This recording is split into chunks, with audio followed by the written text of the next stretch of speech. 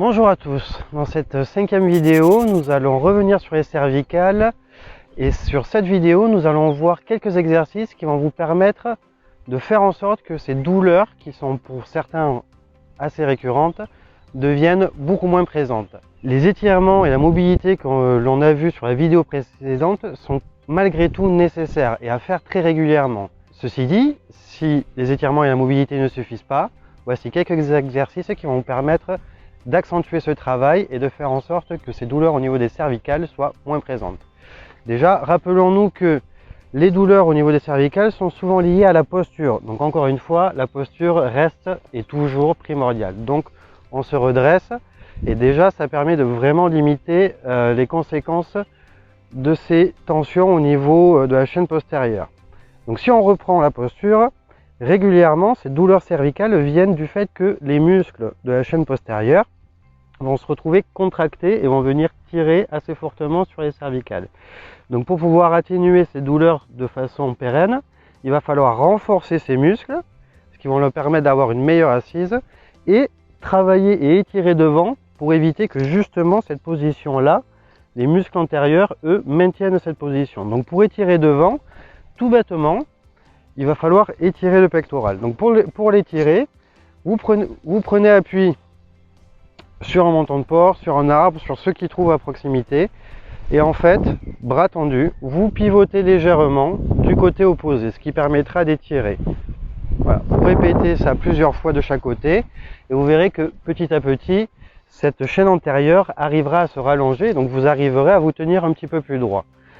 Pour renforcer la partie postérieure, deux exercices.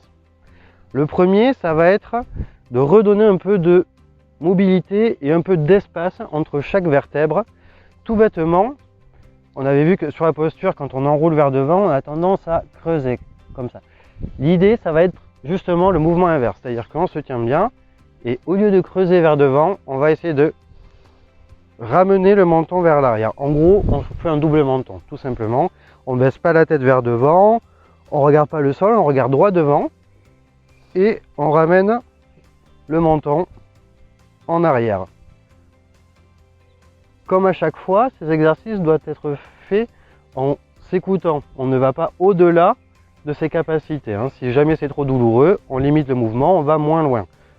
Et on le fait plusieurs fois.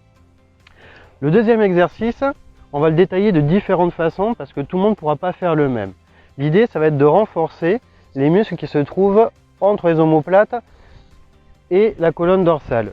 Ce qui va permettre de réouvrir les épaules, de se retenir droit et de retrouver une courbure cervicale correcte. Donc pour renforcer ces muscles-là, un exercice tout simple, il va falloir ramener les deux omoplates en arrière l'un vers l'autre. Comme si vous aviez une noix entre les deux omoplates et que vous essayiez de la casser. Alors, pour réussir ça, tout le monde ne pourra pas faire le même exercice. Et je vais vous montrer différentes échelles en fonction de vos capacités et de votre forme. Si vous avez un certain âge, un peu d'arthrose, quelques douleurs qui sont vraiment limitantes, tout bêtement, vous allez mettre assis ou debout, de façon bien droite.